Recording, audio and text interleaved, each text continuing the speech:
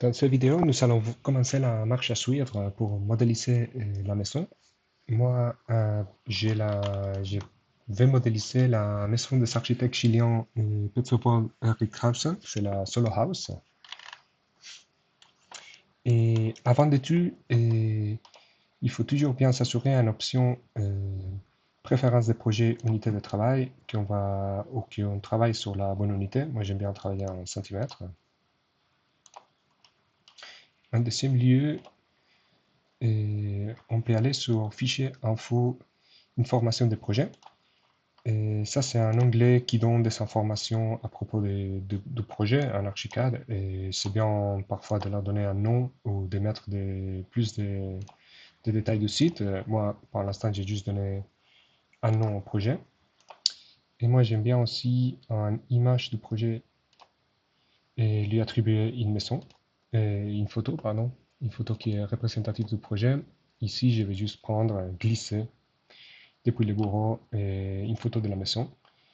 Et comme ça, ce sera l'image du projet.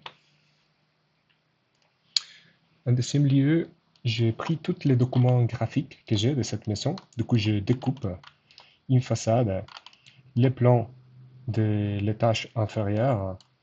Et ici, c'est les plans du premier étage. Il faut bien les placer. Je vais les modéliser à cette position-là. Du coup, j'ai placé proche de l'origine. J'ai même placé l'angle dans l'origine des coordonnées sur le deuxième étage.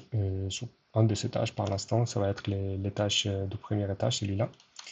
Et j'ai placé les plans avec toutes les coupes. J'ai aussi dessiné un trait les lignes de référence du projet, les principales lignes, du coup, qui correspond avec les axes, avec les murs, dans les deux sens.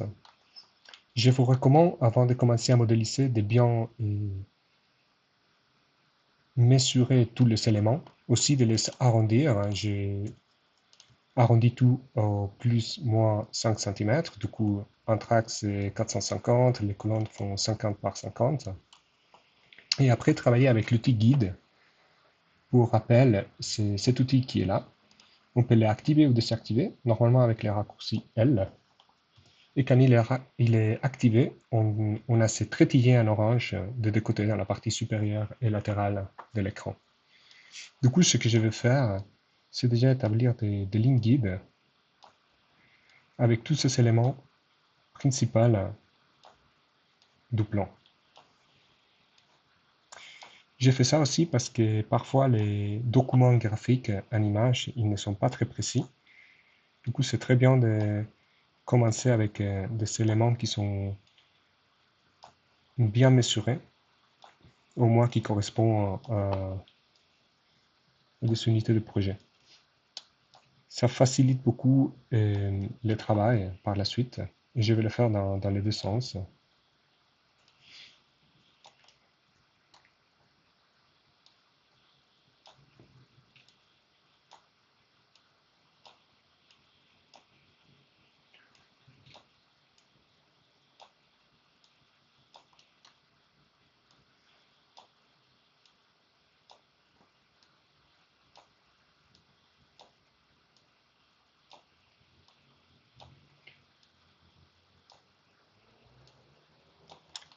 Si on doit supprimer une des lignes, il faut juste venir à effacer ligne guide et après on peut l'effacer.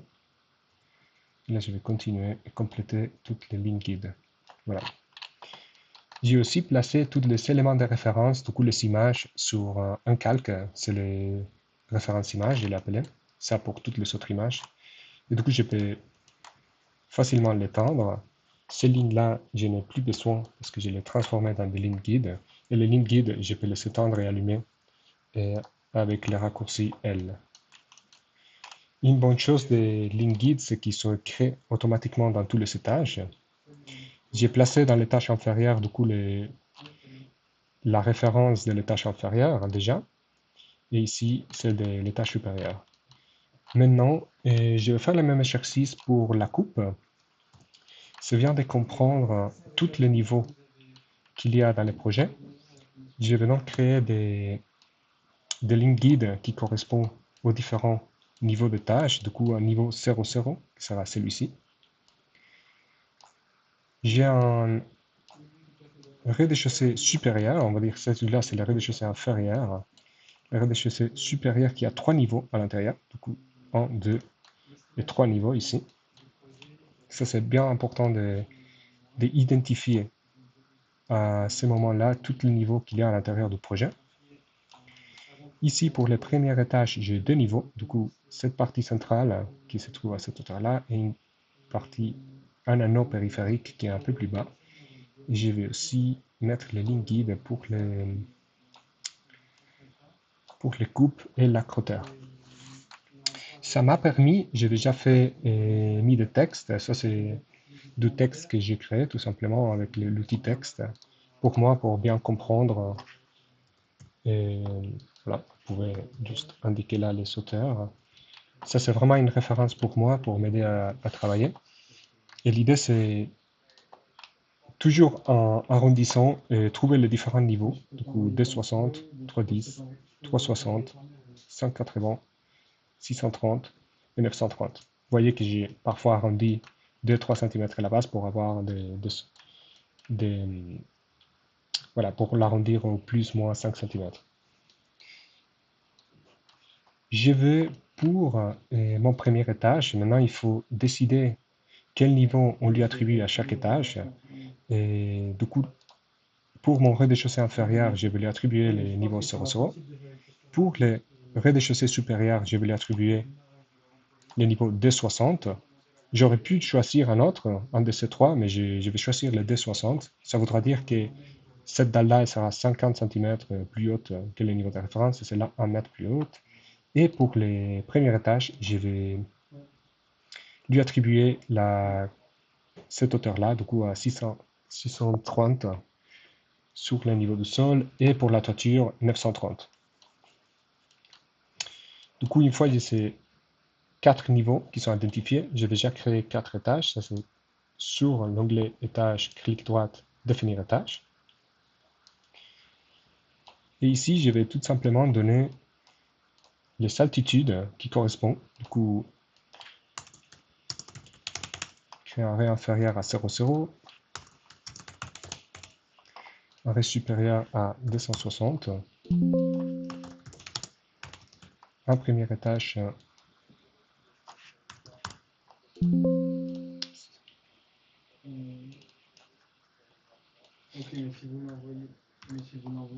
voilà.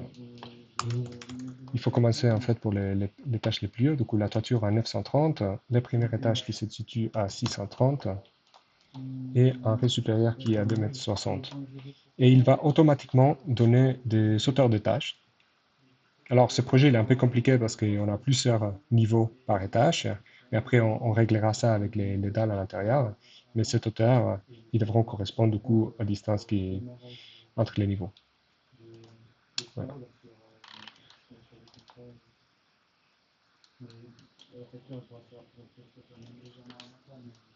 Une fois on est là, et comme je vais sortir à la fin du projet une coupe et une élévation, je vais créer déjà la coupe et l'élévation de façon automatique.